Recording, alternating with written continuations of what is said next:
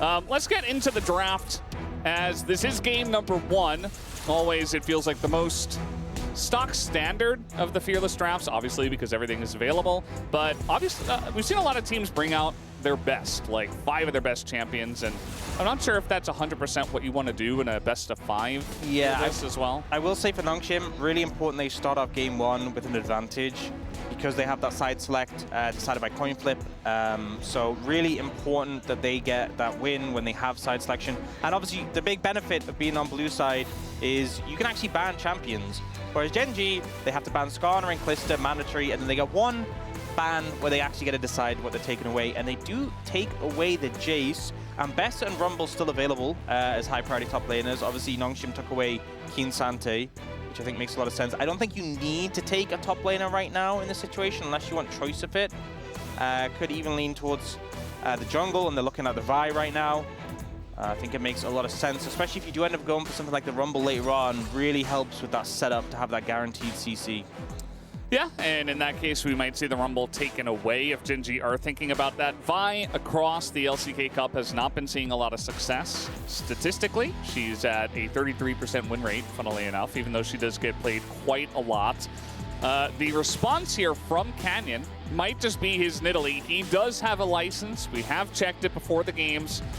It does get hovered, but they immediately swap over to Ezreal. They want to have something that has mobility against the Vi. They'll still pick up the Nidalee afterwards. Yeah, so already it feels like some long-range poke options that are hard to pin down. The Vi does help with that, but she'll kind of be committing like full charge Q into ult to get on top of them. I think the Ezreal pickup's big, given that Xayah's banned. We often see like Xayah Ezreal banned away when you have a Vi. So GENG knowing they want to pick that up first rotation.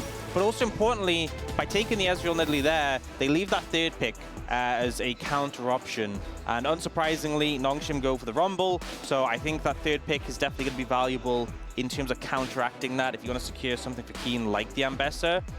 On the other side though, Nongshim looking at the Yone for Fisher, a pick he's had fantastic success on, pairs well with like a dive focus that they're looking for, and when you have the Rumble in the top lane, you have that AP covered. So all kind of coming together with Nongshim having this dive focus composition. And now GENG, they can look to counteract one of the solo lanes in this situation if they want to snap something up like the Ambessa before it gets banned away. Alternatively, they can go in a completely different direction and just pick like a support, and then Nongshim can't ban both top and mid out. Looks like they want to have a good option for that Yone in the mid lane. Galio is flexible though, and it does get played into Rumble and could even be played in the support role, so... Yeah, I think it'd make more sense. I mean, it's a flex, which has a lot of power here, because obviously if Nongshim are banning away, you know, you could put it in either lane, but in honesty, I think you're probably going to prefer it in the top lane into the Rumble specifically. That's when we first saw Galio come back in the meta, was specifically into Rumble. And it also means not matching up with the Yone, who kind of can just shred through you with that magic resist. That being said, though, they still ban away the Ambessa, considering the fact that it is a flex pick. Yeah, it's a flex, and I wouldn't even put it past Chovy to pick up the Ambessa. I'm sure that's more for the top lane for Keen, but yeah, they're really giving a lot of credit to the Galio to go into the mid lane to be flexible. Another 80 carry ban is going to be taken down here. Zeri also off the board, so Jiu already getting his champion pool pinched a little bit here in game 1. I think it makes sense. These are the 80 carries you really want to have when you're diving into the enemy team, when you're going forwards, when you have like a Vi, Rumble, Yone, they have the follow-up, so they'll be taken away. Camille going to be banned away as well, so they are thinking this Galio is going towards the mid lane, it seems, or maybe towards support, but then in the pool that Keen has, not want to play against the Camille Galio, which obviously has that zero outplay potential combo. And it looks like GENG toying with the idea of the Leona in this situation. They will lock it in. They do have some setup, which I think is important when you have a Nidalee, but also a Galio as well, but keeping the Galio flex alive. And now over to Nongshim for what they want in the 80 carry and support role. They could honestly go something like the Braum into the Leona. They have like a lot of dive already, so I don't think it's that bad to not have specific engaging in support role. But there's a ton of options when you're this early in the series. They go for the Ashe, and they do end up going for that Braum. So really strong level 1 combo with his bot lane. Good matchup into the Ezreal Leona, but also like a bit more engaged in the Ashe. But you have so many auto attackers to sync with that Braum as well. Yeah, definitely feels like a very good answer for the side of Nongshim. They've definitely rounded out their composition at this point as the set is going to be locked in for game number 1. And still, we don't know. I think it's going mid. Yeah, I think it probably is mid. Yeah, keep in mind that Nongshim banned out 2 top laners, essentially. And they could have been flexed too, but like... Yeah, there's two sides to it, because it's like, does them banning out those top laners make GENG put Galio top lane, or were they already going to put Galio top lane? That's always the question you're wondering. Either way, looks like it is going to be Chovy playing the set mid lane. Obviously, Chovy, a player who is very comfortable playing pictured expectant top lane in the mid, but we've also seen Showmaker play the set in the LCK Cup in the mid lane. Personally, I'm kind of leaning towards what Nongshim has. I really like the composition. I think it has a clear identity, has a lot of CC potential, a lot of teamfight power, and even some strong lane matchups. I think in the bot lane in particular, a lot of power there, and you can even leverage that early level 1. That being said, you know, they are playing into things like the Nidalee for Canyon, and he has set up. Every lane has CC, so he can basically go anywhere he wants and get kills. Land that spear on the back of your laner, set up the CC isn't too hard of a job. Yeah. It's nice to see a Nidalee that has a little bit of support. Even Canyon's Nidalee, I think it's going to be incredibly strong in this one. So they've got that. They've got a lot of other options and a decent amount of poke as well. It looks like we are just about ready to hop onto the rift here for game number 1. Let's do it.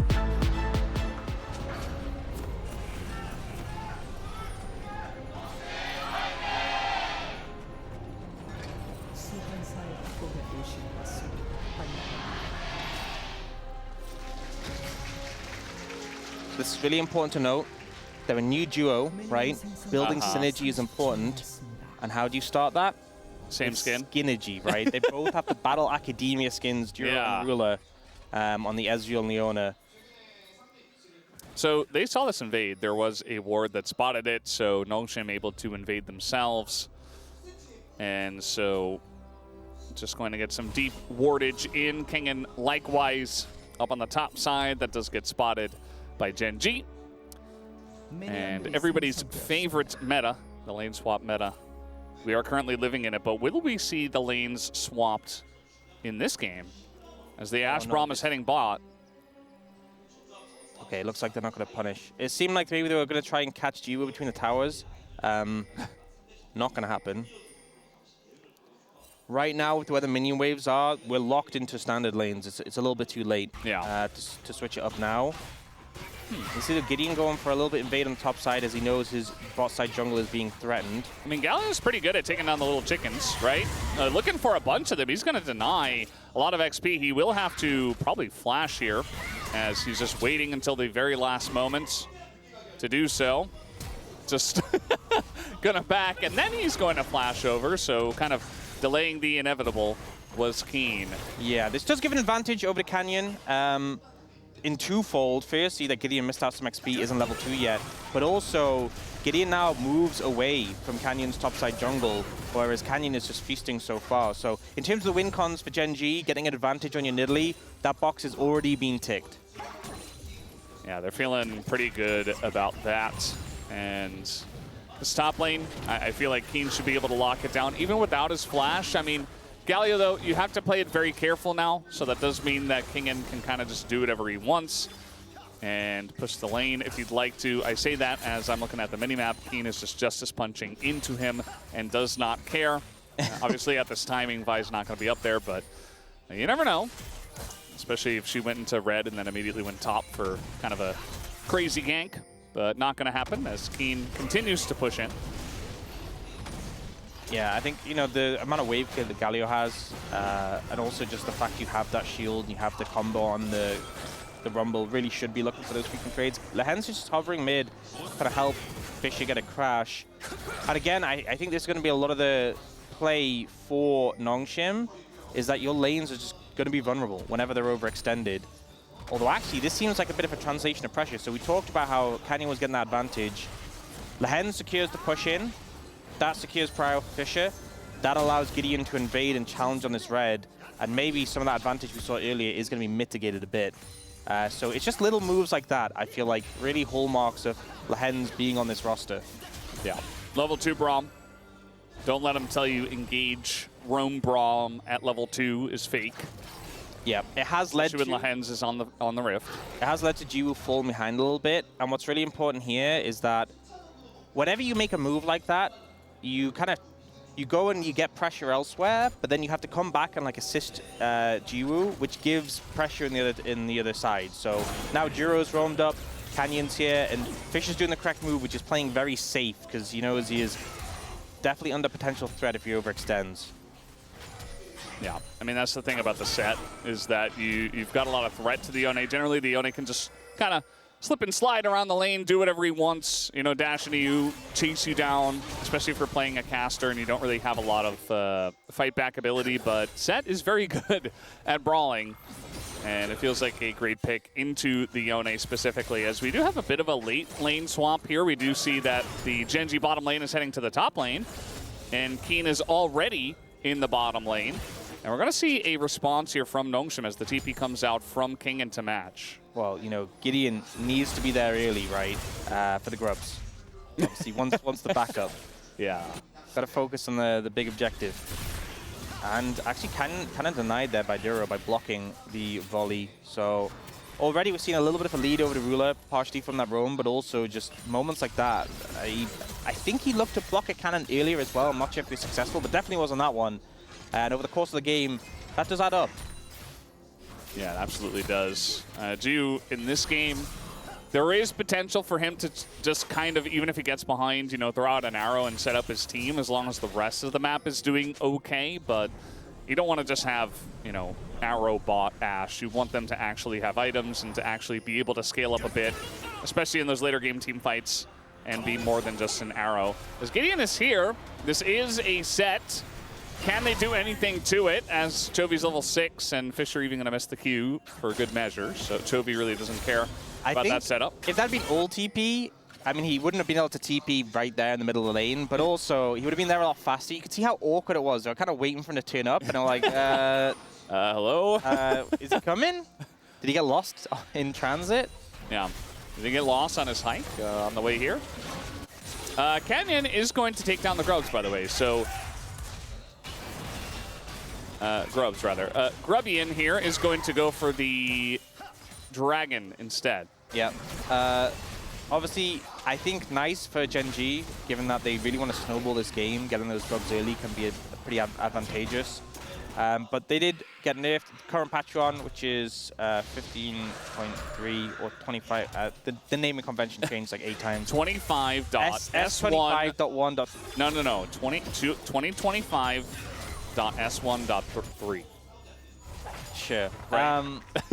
I don't think that's right, actually. Right, Chronicler? I don't think that's right. I think it's S25, whatever. We're not very good with change over here at the LCK. Yeah, anyway. We like things the way they were, you know? The Grubs did get nerfed a little bit. That's the point I'm trying to make, you know? So maybe Grubbian has re-examined his priority. Yeah, I mean, it feels very good to get 6. And especially if you lose the first 3, there's a lot of pressure to just kind of go all in for the Grubs. As Jody's got an angle here, just kind of sets it up. Seemed very obvious. They block the ult. Fisher does flash away, and the flash forward with the haymaker. Nearly takes his head off, but Fisher will get away. Oh, and no. No, it's wrong. Missing. It's off. Wrong, It's off, yeah. Nope. Nope, not even close. We saw that 5-6 seconds ahead of time. Oh, Lahens didn't block it, though. It didn't matter at all, but he didn't. He didn't do it, yeah. Yeah, well, paying attention. Ultimately, that play's actually really good for Fisher because you trade evenly in terms of flashes. You both use your ult. That is very realistically a scenario where he could have just died. So the fact he comes out of it having traded evenly in terms of summoners, you're pretty happy. That being said, does set him up to be in a vulnerable position for like a regank, and you kind of seeing the value of that setup from the laners for GENG. Canyon like pre-firing the spear before the ult even landed because he knew exactly where to go, was pretty heads up. But even with that, even with them really playing it well, just didn't quite have the damage. Yep. That's Yone for you. Just gonna get out of there alive a lot of the time. And, you know, set early on. Chovy just going for the plated steel cap, so it's not like he has a lot of damage. So Fisher gets away. They both don't have flash. No ults, and we're just farming. Chovy is ahead on the farm. Yeah, I think as well, the other thing, not just the play the steel cap's not giving much damage, but a big thing with Set is you take damage, and then your Haymaker deals a lot more, and Fisher wasn't really doing much damage in return. Yeah. Whereas in trades like this, Chovy probably going to enjoy that. Building up his grasp stacks as well. Yep. I will say, though, I feel like if the game keeps heading this direction, Nongshim pretty okay with it. You know, it's a 1,000 goal lead, not fantastic. You can see 80 carries really where you're feeling it the most, but uh-oh. Yeah, Fisher 3 seconds off his ult. He just walks away. He's got Vi there. Gideon was hovering near the lane. Even Lehens was kind of close. Yeah, making sure he has the support there. There's a decent amount of vision for GENG just below that, so clearing out that would be big. Jiwoo has the lethal tempo stack, was going for a heavier trade, but Keen simply just walks away. Yeah, best strat in the LCK, yeah, as we have learned over many years, but even recently. Just walk away.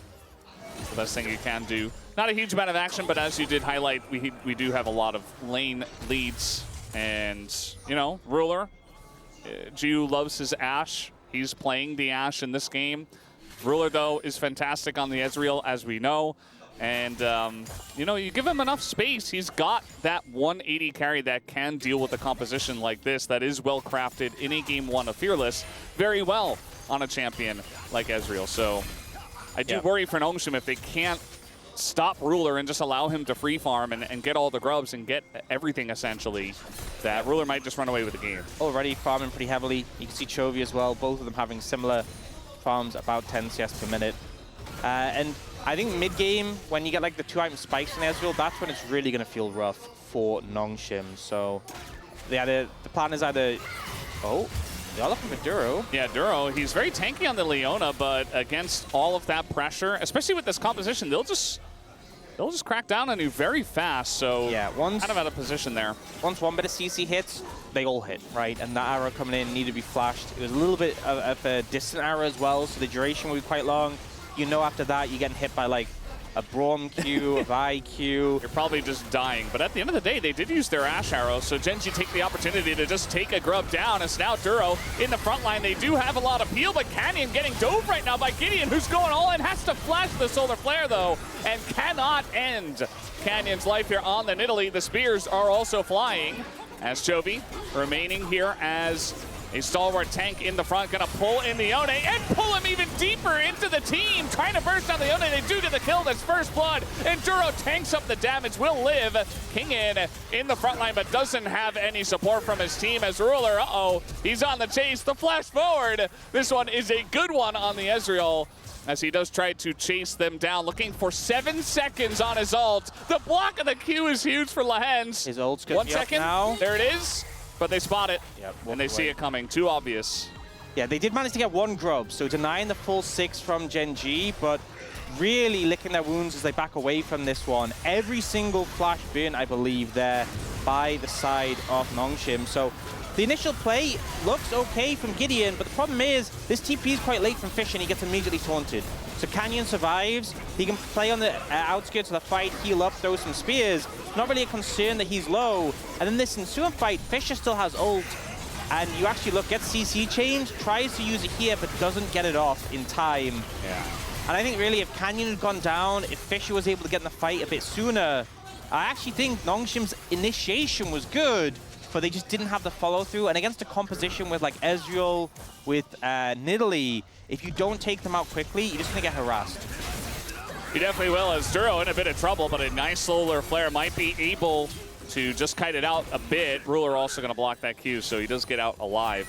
But yeah, I mean, Nongshim's composition, if you've got everything layered, it's fantastic. But, you know, we saw like the Equalizer coming down, like the Vi ult onto one, but not really immediate follow-up. Kingen kind of showing up a little bit late afterwards. Felt a little bit all over the place, whereas GENG were able to group up as a 5-man unit and just peel. Yeah, and to be really clear, with a composition like Nongshim's, I don't think it's that hard of a composition to play, but you really have to be crisp with the execution. Yeah.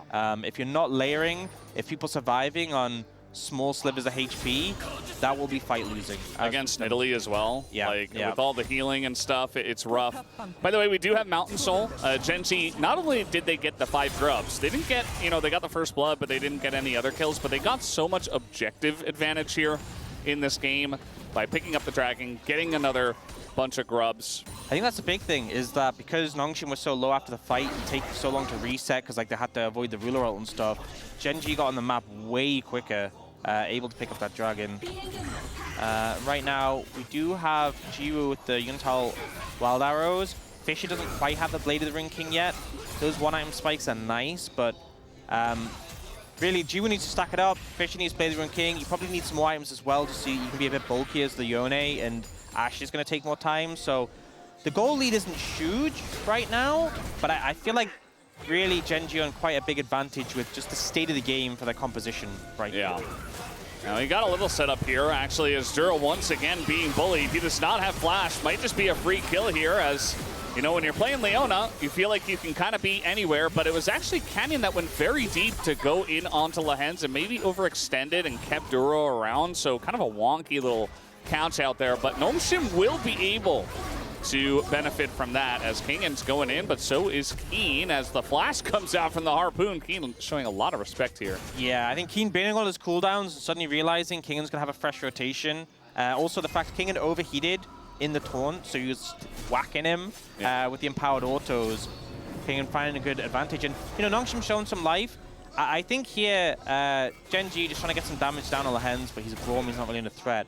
But I love the turnaround play. Like, the understanding is that Ezreal and Nidalee quite hard to pin down, even without summoners, but Leona without flash into this composition is just a sitting duck. And they give Jiwoo the kill as well, which is pretty big. I think if I was this Leona, I would definitely be looking to get some Merc Treads pretty quickly, although I'm not going to lie, would not have saved you there. Yeah. Positioning will be very important because you're very tanky, but as you mentioned, like, if you're just left alone and your team isn't there, you can only tank for so long. You're still going to die eventually. If everybody on Nongshim is there, they will take you down, so it's really just about smart positioning. I think if Duro gets, like, Celestial Opposition, Merc Treads, maybe, like, a Locket, I think that's when you can really stall for a long enough time for your team to get, like, an advantage out of it. We've seen that a lot in, like, the LCK Cup where teams are like, hey, we can pick the support, it's been working quite well, and suddenly they're just a bit too tanky and they overcommit a bit too much and throw the entire game. So maybe we see something like that later on this one. But right now, GENG starting up the Herald, and Nongshim looking to move in and return. Kingan's TP just came up now, and Fisher's on the flank. I mean, TP's coming in, but it's in the mid lane. The Rift Herald's already down, pretty much. So one eye hit, one smite away. That's going to do it. The engage comes in from Duro, but not a big follow-up from GENG. They got to worry about the combo. Able to get away from the arrow, but Fisher here on the flank is always threatening. They've got that buy as well, and look at that. Keen just going to be burnt down, and here's the follow-up. He lines up two. Fisher able to get on top of the set. Toby, nowhere for him to go, and Ruler and Cannon are just left to run away. Yes, they get the Rift Herald, but they lose 3 kills to Nongshim. Yeah, and now 30 seconds until Dragon, so both teams like looking to reset and play towards that. I will say Nongshim burnt a lot of ultimates there, and I feel like their composition is a bit more ult reliant as well. So definitely an advantage for Nongshim. We'll see how it pans after that. Jiwoo in trouble. Jiwoo. Yeah, this is pretty rough. He's already getting punished here by Ruler. They're both super low. Lehens has to come back just to save him. But that's extra pressure and extra tower damage here for Ruler. Yeah, and now as well, we're talking about resetting for the Dragon. They will be pretty late on that, although I just saw a TP top, so maybe GENG not opting into it. And I think Duro just, you got the Herald, could have just disengaged, but he looks for this angle onto Gideon. And immediately the ult comes out from Keen, but Gideon manages to flash away. And then I love how this is played by Nongshim. Passive on Galio. Wait out the taunt. Taunt is gone. Now it's time to go. And as well, one of the things with playing set into Yone is even if the shield keeps you alive, he's just stacking up the unbound soul damage. So you're going to die after. Really nicely played, I think, by Nongshim, playing around the Galio very well. And we did see GENG made a TP play towards the top. They prioritized the turret. Gold is back to even. But it does mean they lose that Dragon on the bot side. So feats of strength secured. Goal lead equalized, but an extra Dragon to Nongshim, I'm sure they are happy to take. Yeah, it's definitely anybody's game from here. I mentioned before, you just got to keep down Ruler, essentially. He's still farming very well, but take a look at Jiwoo. He has 3 kills. he's going to be looking at a second item very soon in this game. Yeah. And actually might be a huge threat, so... The thing is, once you get to a certain point in the Ashe, it is quite late in the game, but you're able to build those more like defensive items, things like a Bloodthirster, that just make you a bit bulkier. GENG's composition might really struggle to deal with him. You know, if he's got a Braum sitting on top of him, he's got Cleanse, you know, you can block a lot of the damage coming out from like Canyon and Ruler, he will just shred. So we kind of talked about the 2-item spike for GENG being big for the Ezreal. They are approaching that.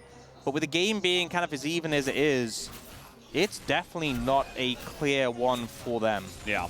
And as spectators and casters, we definitely wanted Nongshim to come out swinging to make this interesting, because if they kind of fell flat and just let GENG just walk all over them and, you know, lose a game very quickly, wasn't going to be a very fun series. But Nongshim coming out fighting right from the get-go and looking crisp, you know. DK yesterday came out very slow, but then eventually made it interesting, did lose the series. But I like that Nongshim are just, like, they're awake right from game one. They're fighting, not scared of GENG.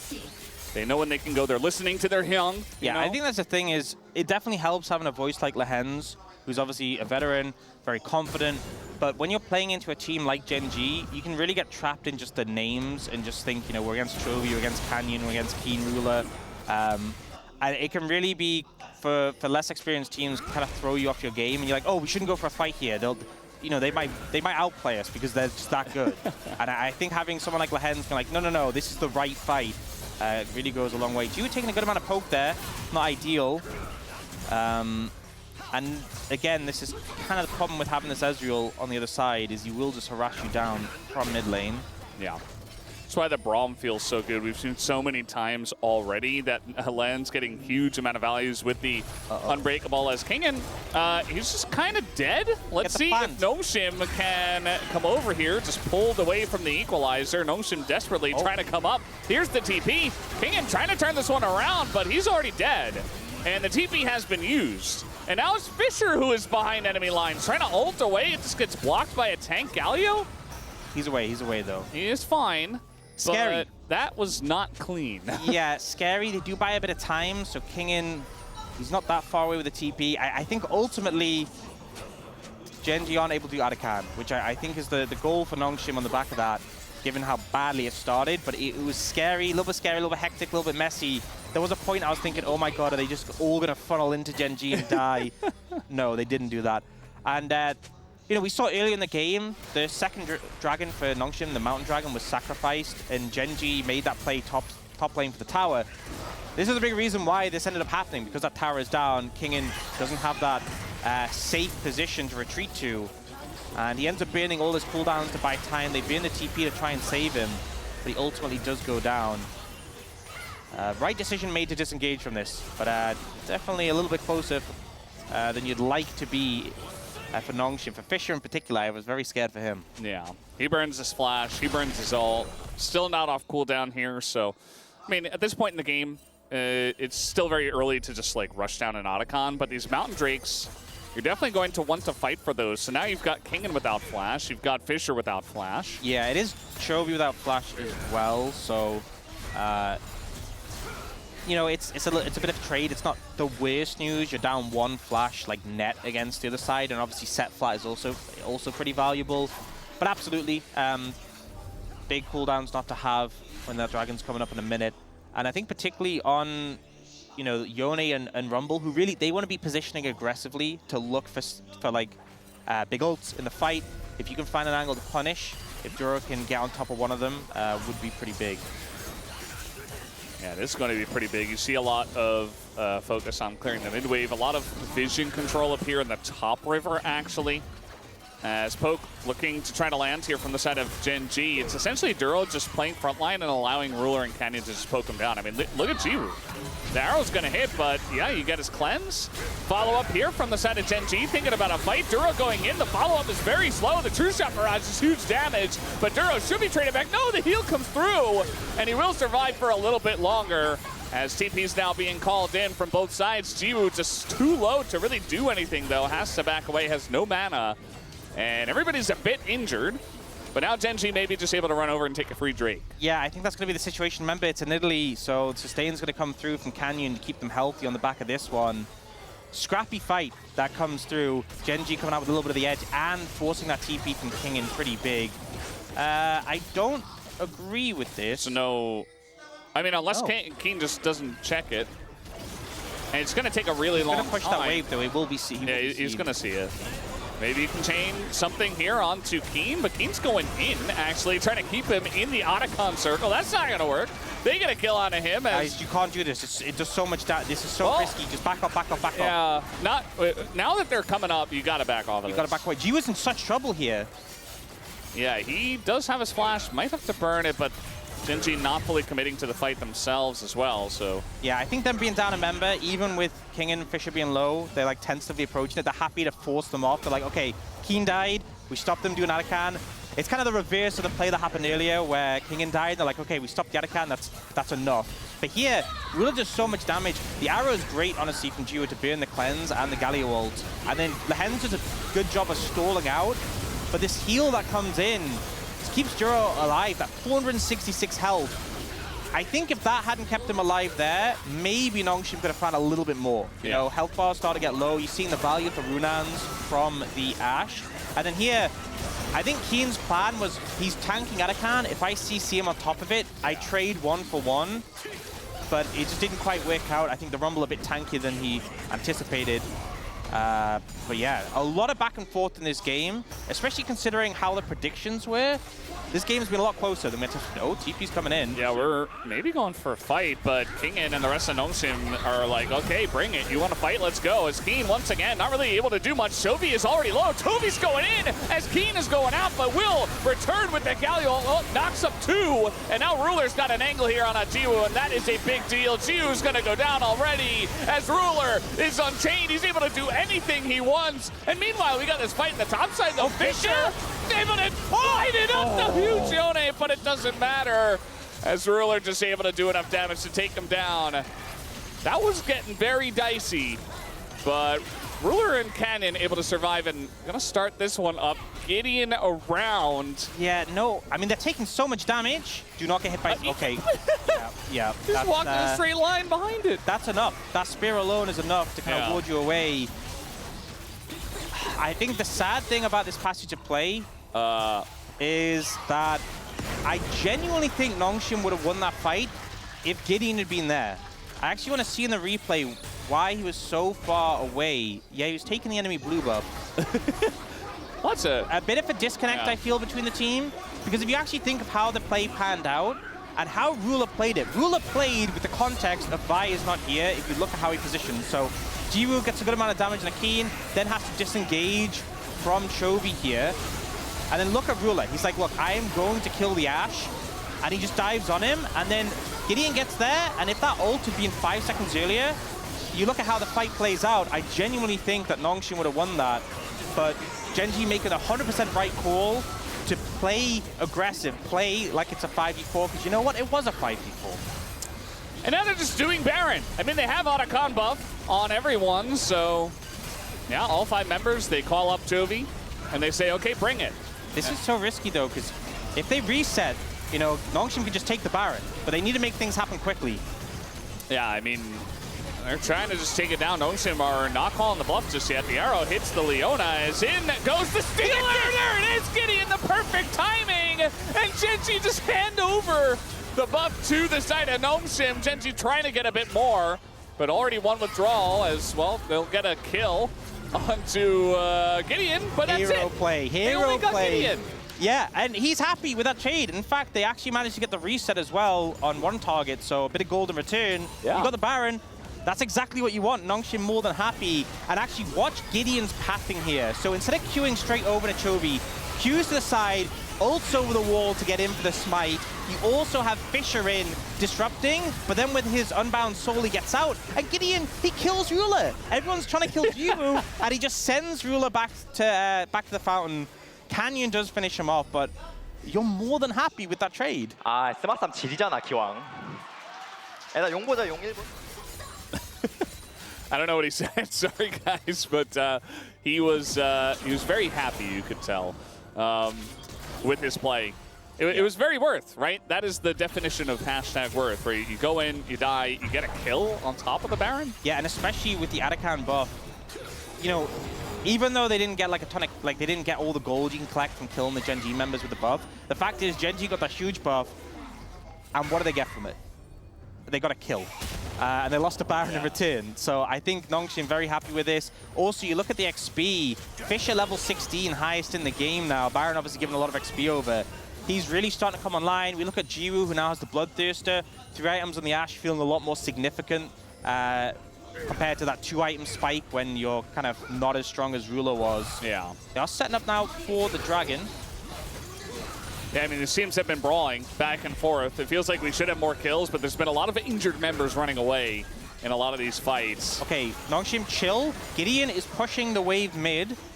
He is not there. Learn from the last situation. He doesn't have Baron either, so obviously he has to be here for the fight, but yeah, he gets that huge wave into the mid turret anyway. Oh, I love this setup though. Nongshim kind of threatening this pincer. Oh, going in.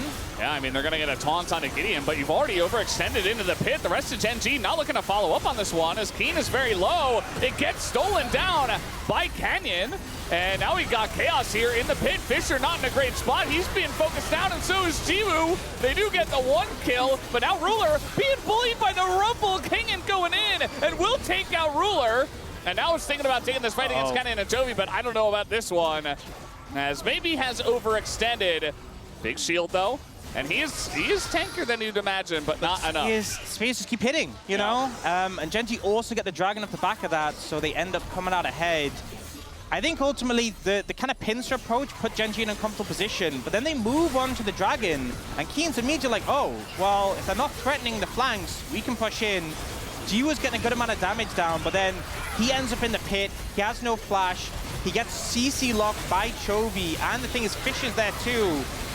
They actually get a good amount of damage back in return, but it's almost impossible to win a fight where, you know, 2 of your main carries are just getting CC bounce housed by a Set and a Galleon. And here, Canyon just doesn't miss with the spears and that boosted execute damage. Kingen, he's doing a ton of damage in return, but you're just bursted by the Nidalee there. Yeah, like you mentioned, if they had even just one of those other carries doing something in the fight and not just dying in the pit. I mean, they did a lot of damage. Jiwoo got the 1 kill, I think, on a Keen.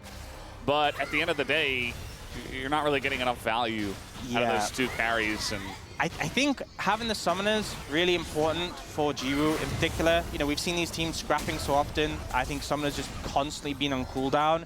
But Fisher also burnt his flash at the start of that fight to avoid the taunt. I guess he was kind of in the mindset, if I eat this taunt, like, I will eat everything. And then ultimately went down at the end because he had no way of getting away. Crazy the amount of damage that both Kingen and Canyon did. We often think of Nidalee as that get ahead, you know, heal bot maybe late game. That's how some LCK junglers have played it. But Canyon is just pumping the numbers. Yeah, he's got a license. He's one of the guys that does, as now an engage here on a Gideon. He's just going to flash away from that one. Jiwoo, meanwhile, not scared to run up to 5 of them, as Equalizer comes down onto a couple of very tanky members, but Chovy not as tanky. Bit of damage does go back. That will push Nongshim away from this one. So, again, very much testing each other in this. I love the casual roast from Rumble. Just Kingen just standing there, just melting them, but not getting too close. But a lot exchanged on both sides. But, you know, we were just talking about the summoners for Nongshim, and Jiwoo just lost his flash again. So I think Gen G are doing a great job where they're maintaining this pressure, because the summoners for them aren't as valuable. Like, you have an Ezreal and a Nidalee. Nidalee has Zhonya's. Ezreal has flash and like a 3-second cooldown if he's hitting all his abilities, it feels like. Yeah. So if you're trading sums in this manner, it's still going to be hard to kill Ruler. It's still going to be hard to kill Canyon. But Jiwoo, if he's not threatened, he pumps out so much damage. But he's constantly being threatened. He doesn't have flash, so he's just going to get bullied here by a lot of members. Eats a giant spear to the face, just no vision on the right side. Jiwoo just dies for free. And now Lehens might have to pay the price as well. He goes in, tries to save his younger brother. He will be taken down. And we got Baron in 20 seconds. Yeah, that Baron is just a miss. And I think with 2 members down, not realistic that Gideon's going to be able to make it in to steal it. You can see Gen G really taking control of this game. Yeah. And Jiwoo just a little bit lost, if I'm going to be honest. We talked about positioning with Duro.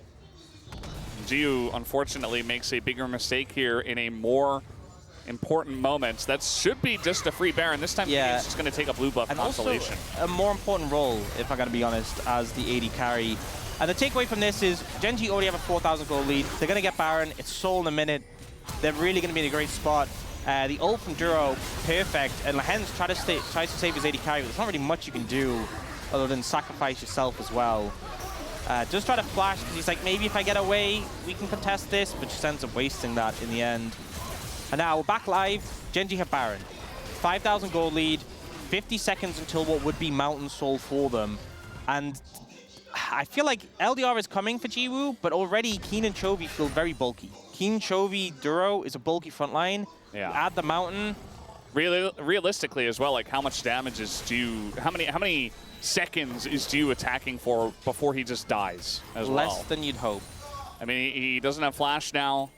Already took a loss, and they're setting up a nice gank rush here. I say nice, maybe the opposite of nice here, as Lahen's is going to get locked down and might just die here for their sins as the follow-up comes in, and Ongshim are just kind of falling apart as the engage goes in. Fisher finally shows up, and Jiu is alive, but it is a 5v3 as they're just able to peel here for Fisher and take him down. So 3 essentially free kills for GENG, and they're going to get the Mountain Soul. Yep, not much you can do there. I think they were kind of looking for like that little bit of pressure onto Duro, maybe try and force something. But it's kind of that thing we talked about earlier where like, okay, now the Leona has Celestial Opposition, Merc Treads, lock it, and they kind of realize that, okay, we can't burst this Leona. Let's do a little bit of poke, let's back away. But the end result is you're just locked into a situation you can't escape from, and now GENG looking to end the game. I mean, they still have Baron for a minute 30. So 2 members down here on the side of Gnome-Sim. You don't really have any defense at all. And you're going up against Mountain Soul GENG. Instead of, you know, going all in on the Nexus turret, they look to take the bottom turret. I thought they would, but instead, Oh, wow. a lot of respect. Jiwoo sold Last Whisper and bought Seeker's Arm Guard. Yeah, I don't think that's the answer, Dan Ox Harrison. Yeah, it's like, I think the thought process was they're going to end the game. I need this or the game is over. But now you're locked into this item with no damage and you don't have armor pen against the Mountain Soul team. So it doesn't feel great. And you see here, they're trying to wait for Lahen's to like give him a jump out. But it just ends up getting them caught in the mixer as well. And Ruler's ult hits Jiwoo again and he ends up so low. Like he's healing up with the Bloodthirster, but he just can't really participate in the fight when he's that low on HP. And things are starting to look pretty dire right now. Yeah, I don't know. This was like a close game. It was a fun one. It was very back and forth. We had a lot of action. And then all of a sudden, GENG just set up traps, and Gnome-Sim fell for them over and over and over again. Yeah, I think what feels worse on top of this is the fact that you look at the picks Gnome-Sim has. Kingan's Rumble, Fish's Yone. Those are big budget picks in a Fearless. They're going to be gone for the rest of the series, so doesn't feel good. And this is their side selection game on blue side. So not a good feeling to be on the losing end of this one. There's still some hope, but it is definitely dwindling for now. GENG just applying the pressure. No Baron available yet, but still just able to walk up. And with the Bloodthirster from Ruler, with the Mountain Shield, tanking a tower a little bit to get some damage down. Ruler just gets to do whatever he wants. He's got an engage support, and he's got a healing support.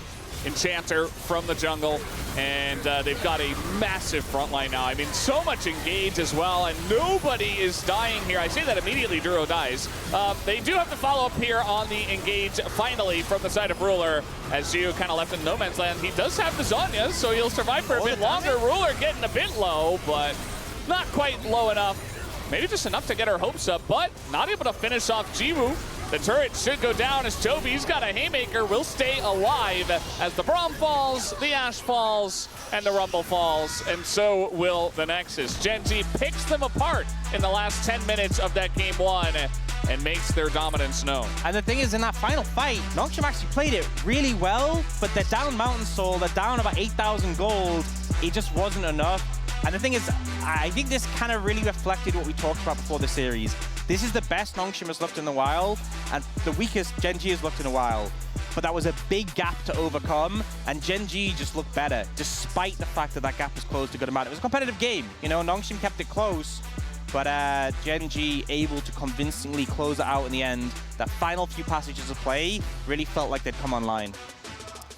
Yeah, they absolutely did. I think that GENG has looked like this all LCK Cup, though, where they're like at one point doing really well, at a couple of other points a little bit messy. I think that Nongshim did show their stuff, and I'm hoping that they can show a bit more in some of the future games to make this an interesting series. So far, though, a very dominant end to game number 1 goes to GENG. You see that the gold graph just falls off a cliff, and they have Mountain Soul, they have the 5 Void Grubs, the Herald, the Otacon. They kind of just got everything in this game bit by bit. Yeah, it definitely felt like they built up over time, but like Canyons Nidalee and Rulers Ezreal did a lot of work, and I think Nongshim happy to say goodbye to those. Yeah, not the only picks they can play, though. Will be interesting to see the rest, as we will take a break, guys, and we'll be back with the space.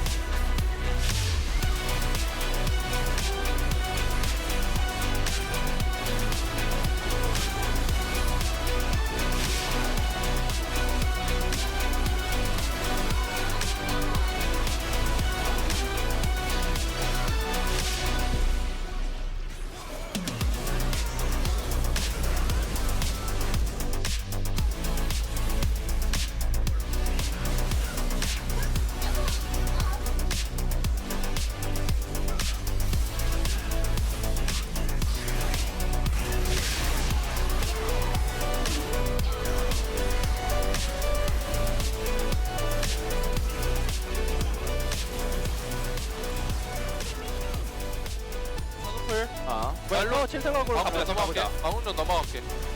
천천히 볼게요. 나 요네 먼저 걸어볼게. 걸어볼게. 요네. 빠졌다. 요네 노플. 한 번 더 볼게. 한 번 더 볼게. 야, 바이도 오고. 애쉬 노플. 형, 야, 요네 럼블 있다. 왔어, 럼블. 요네 있다. 럼블 노플이거든? 럼블. 요네. 그래, 나왔어. 애쉬 노플. 애쉬 노스펠. 아이고. 괜찮아. 타워 치면 돼. 근데 나좀 타워부터. 이거 끝낼만해. 럼블 노플. 괜찮아. 럼블 노플이에요. 애쉬 노플이고, 형. 아, 저는 적응이 안 되네. 슬로우가.